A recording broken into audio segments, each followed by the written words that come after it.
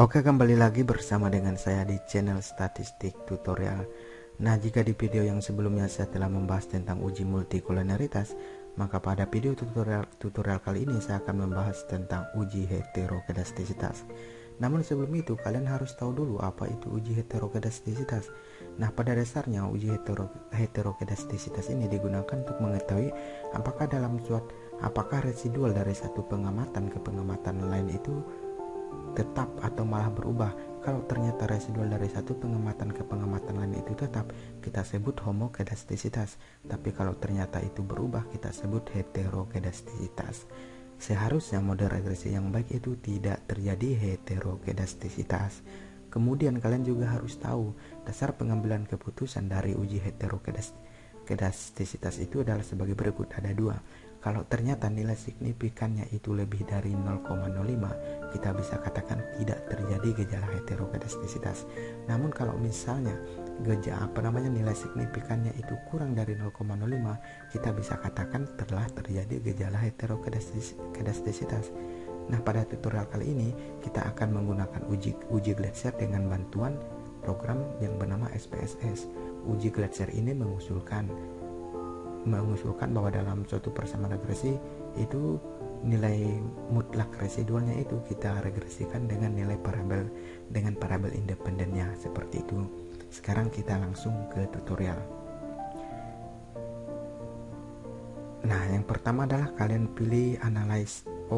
Sebelum itu kalian harus sediakan dulu parabel ini ya, Y1, X1 dan X2, di mana Y1 itu sebagai parabel dependen, X1 dan X2 sebagai parabel independen.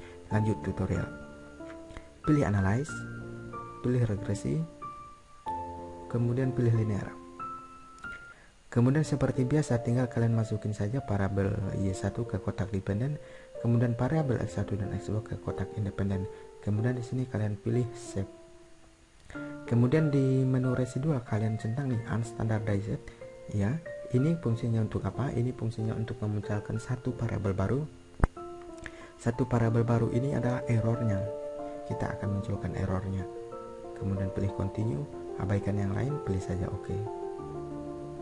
Sehingga otomatis di sini akan muncul satu parabel baru yang bernama di sini res1, artinya residual yang pertama dari persamaan ini tadi ya. Kemudian kita akan mutlakkan atau kita absolutkan nilai dari residual yang pertama ini, sehingga otomatis nanti tidak ada nilai yang negatif. Caranya adalah kalian pilih transform, kemudian kalian pilih compute variable, kemudian di sini untuk target variable kalian beri nama. Di sini saya memberinya nama up strip res strip 1, artinya apa? Nilai mutlak dari residual yang pertama, seperti itu. Kemudian untuk di sini untuk kodenya itu kalian pilih saja. Oke, saya ketik saja apps, kemudian strip bawah res, kemudian buka kurung, kemudian ini errornya yang akan kita mutlakkan, masukin ke buka kurung tutup kurungnya, kemudian tutup kurung, setelah itu pilih OK. Dan otomatis nanti akan muncul lagi satu parabel baru, itu yang kita namakan tadi absolute residual yang pertama.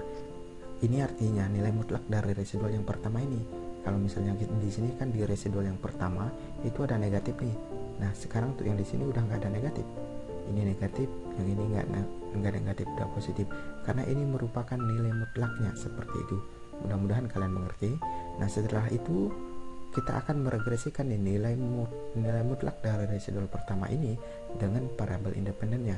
Di mana di sini parabel independennya itu parabel X1 dan parabel X2.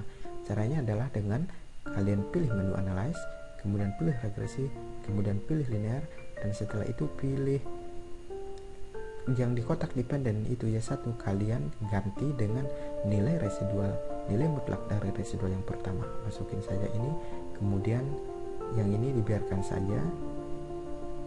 Oke, seperti ini. Kemudian setelah itu pilih OK. Nah, sekarang kalian masuk ke koefisien, pilih koefisien. Di sini kalian bisa melihat bahwa ternyata nilai signifikan dari parabel X1 itu 0,09, kemudian nilai signifikan dari parabel X2 itu 0,11. Artinya kedua parabel ini Artinya kedua parabel ini nilai signifikannya itu di bawah 0,05. Artinya apa? Artinya adalah telah terjadi gejala heterokedastisitas. Karena dasar pengambilan keputusan dari uji heterokedastisitas adalah dengan melihat nilai alfanya. Kita bisa melihat nilai signifikan, maksudnya nilai signifikan dari parabel independennya atau parabel bebas X1 dan X2 nya itu berada di bawah 0,05. Jadi dari persamaan ini kita bisa katakan telah terjadi gejala heterokedastisitas. Oke, semoga kalian mengerti dan semoga juga kalian sudah paham seperti itu tutorial ini. Kalau misalnya kalian merasa tutorial ini bermanfaat, silahkan di like, share, dan subscribe channel ini untuk mendapatkan informasi terbaru seputar statistik tutorial. Sampai berjumpa dengan saya di tutorial yang selanjutnya. Terima kasih.